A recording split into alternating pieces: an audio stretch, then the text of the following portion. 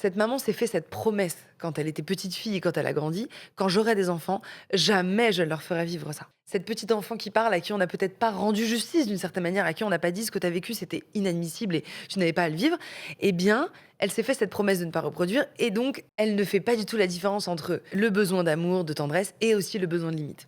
Donc tout va être confondu, dans l'éducation, de cette maman avec sa fille. Quand sa fille va lui demander un câlin, elle va lui donner, mais quand sa fille va faire une colère et qu'elle a besoin que sa maman lui dise: «Ça, c'est interdit, tu ne peux pas te comporter comme ça.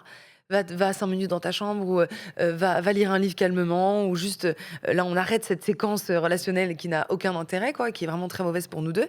Eh bien, à ce moment-là, la mère aussi entend un appel d'amour et de réconfort puisque elle avait besoin d'amour et de réconfort. Elle appelait l'amour, le réconfort, on lui a pas donné. Son enfant appelle l'amour, le réconfort, elle lui donne, mais appelle aussi les limites et le cadre. Et là, elle a beaucoup de mal à lui donner parce elle confond abus de pouvoir et autorité. D'accord? Abus de pouvoir interdit, inadmissible, autorité légitime et nécessaire. Elle va donner un câlin alors que sa fille a besoin qu'on lui dise: va te calmer 5 minutes. Et à ce moment-là, comme on ne répond pas aux besoins de limite de sa fille, elle va continuer d'appeler, d'appeler, d'appeler de plus en plus fort. Et donc, inévitablement, la mère va être dépassée par cet appel de limite qui va grandir, grandir, grandir.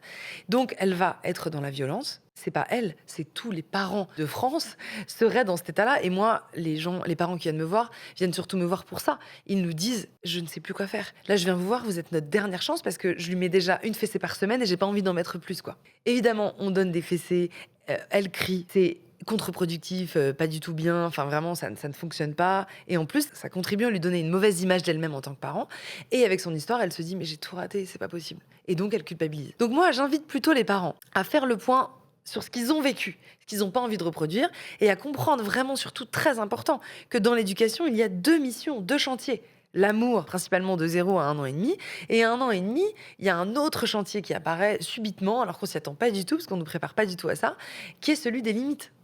Et il faut répondre à ce besoin-là de l'enfant. Pour y répondre le plus sereinement possible, il faut que le parent ait un peu fait le tri dans son histoire.